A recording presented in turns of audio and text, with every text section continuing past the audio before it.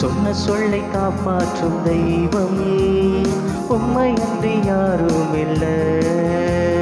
முடிந்ததில் துவக்கத்தை பார்க்கும் உங்களுக்கு ஈடே இல்லை. நீ சொல்லி அமராத புயல் ஒன்றை பார்த்ததில்லை. நீ சொல்லி கேளாத சூழ்நிலை எதுவும் இல்லை. ஆராதனை ஆராதனை சொன்ன சொல்லை காப்பாற்றும் இயேசுவுக்கே. ஆராதனை ஆராதனை வார்த்தையை நிறைவேற்றும் இயேசுவுக்கே.